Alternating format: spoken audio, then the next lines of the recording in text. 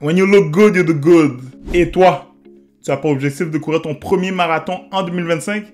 Figure-toi que tu es au bon endroit. Je suis un marathonien d'expérience. Je me suis posé la question récemment. Je me suis dit, bon, si je vais tout recommencer à zéro en 2025 et faire toutes les étapes pour courir mon premier marathon, par où est-ce que je commencerais? Ce serait quoi les étapes? Figure-toi qu'il y a 8 étapes. On va les regarder les unes après les autres. Première étape, achète-toi une paire de chaussures pour courir. Une paire de chaussures de course. Pas n'importe quelle chaussure, vraiment des chaussures spécifiques pour la course à pied. Pas les chaussures que tu prends pour marcher tous les jours. Rends-toi dans un magasin spécialisé, achète-toi des chaussures. Super important. Le risque d'avoir des mauvaises chaussures, c'est d'avoir des maux un peu partout dans ton corps et de finir par te rendre compte que voici, la course, c'est peut-être pas pour moi. J'ai mal aux genoux quand je cours, j'ai mal au dos quand je cours. Non, non, non, c'est pas ça le problème. Le problème, c'est que tu as des mauvaises chaussures. Donc, première étape, s'il te plaît, achète-toi une paire de chaussures. Deuxième étape, ensuite, télécharge l'application Strava. Super important, S-T-R-A-V-A, Strava. Tu vas pouvoir traquer tes courses, savoir tu as couru combien de kilomètres aujourd'hui, ça t'a pris combien de temps courir ta distance. Tu vas pouvoir joindre des communautés, tu vas pouvoir voir des courses locales. Télécharge Strava, c'est pas mal un outil pour être capable de faire un suivi. Tu vas faire un suivi, tu vas regarder tes courses quotidiennes, hebdomadaires. Tu vas faire des comparaisons, tu vas suivre tes progressions. Troisième étape, vas-y progressivement. Tu commences pas directement avec des grosses distances, avec des 10-20 km. Tu commences tranquillement, des petites distances. Ça dépend encore d'où tu viens. Est-ce que tu as déjà couru avant?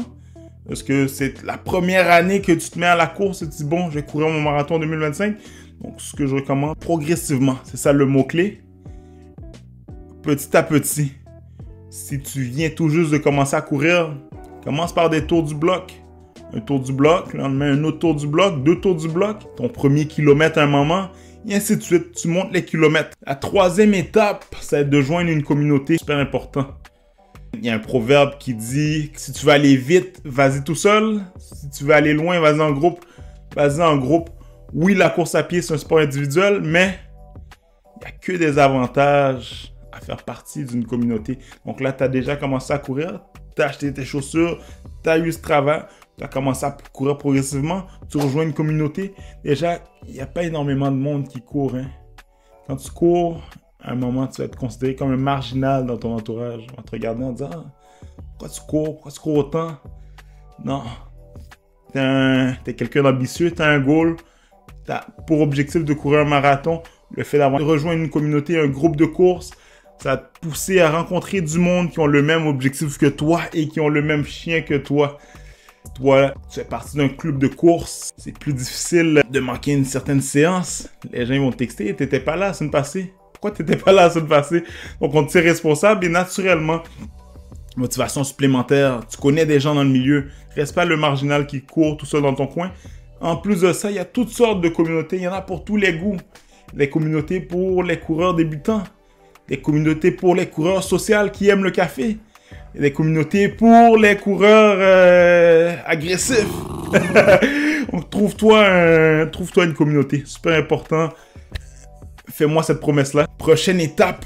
Tu as fait toutes les étapes précédentes. Tu veux courir ton marathon. C'est super important de t'acheter un dossard. T'acheter un dossard, ça veut dire t'inscrire à une course. Va sur Internet. Va voir le marathon que tu aimerais courir. Je ne sais pas quand est-ce que tu ferais le courir. Il y a des marathons au printemps généralement et en septembre.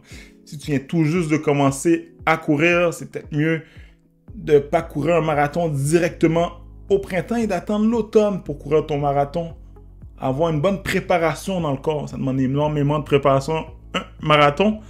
Donc, ce que je peux conseiller, donc tu bâtis tes kilomètres. Une fois que tu es inscrit, tu vas voir, ta motivation va augmenter encore une fois. Non seulement ça, c'était super important de s'inscrire assez tôt parce que ça part vite, hein? Ça se vend de plus en plus vite. Pour donner une idée, l'année dernière, pour le marathon de Montréal qui avait lieu en septembre 2024, il était sold out au mois de mai 2024. Donc, 4 mois avant l'épreuve.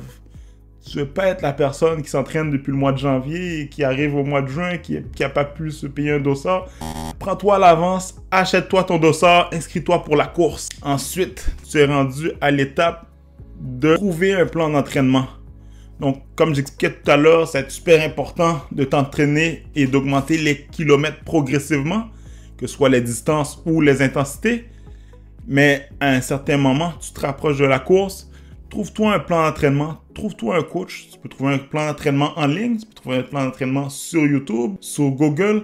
Il y a tout plein d'endroits où tu peux te trouver des plans d'entraînement. Sur Instagram, tu peux rejoindre des coachs. Fais-toi des recherches, trouve-toi un plan d'entraînement avec une certaine base.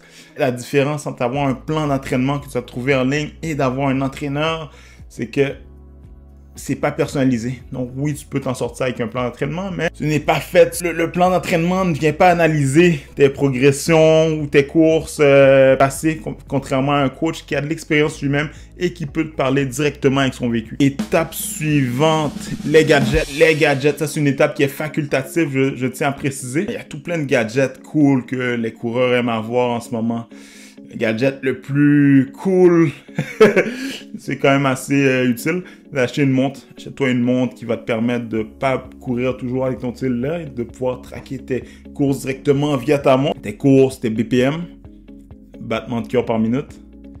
Un autre accessoire, un autre gadget que je peux recommander, les écouteurs. Achète-toi une paire d'écouteurs, pas n'importe laquelle. Tu veux pas des écouteurs avec des fils. Tu crois qu'un fil, tes bras rentrent dedans, ça déconnecte. Moyen. Tu veux pas des écouteurs non plus. Tu peux avoir des AirPods, c'est quand même populaire dans la communauté. Cela faire, c'est cool jusqu'à temps que tu les perdes. Ce que je recommande comme paire d'écouteurs, les écouteurs Shokz. Je me sépare jamais de mes écouteurs Shokz. Qu'est-ce qu'il y a de cool dans le fond, c'est que l'écouteur ne rentre pas dans ton oreille. Ne rentre pas dans mon oreille, donc je peux courir. J'entends le bruit qu'il y a autour. Donc, il y a ce gadget-là. Un autre gadget quand même assez utile que je peux recommander. Ça va être, achète-toi une ceinture de course. Quand tu cours, tu veux pas mettre ton téléphone dans ta main, ça peut être dérangeant. Dans ta poche, ça peut être dérangeant aussi, ça secoue. Achète-toi une ceinture comme ça.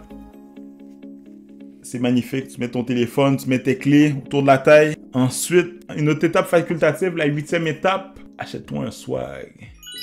Sois cool. Oui, achète-toi un swag de course pour être beau sur les photos le jour de la course et avoir l'air d'un champion. Achète-toi aussi du style. Va magasiner. Rends-toi au magasin, achète-toi des shorts pour courir, des t-shirts. Quelque chose dans lequel tu te sens bien. Une belle paire de chaussures. Il y en a des belles en ce moment qui sortent. Colorées. Get you a swag. Il faut que tu sois fraîche. J'en ai marre. On se fait souvent... donc un peu de style la course à pied. Là, on se fait souvent dérespecter à cause de ça.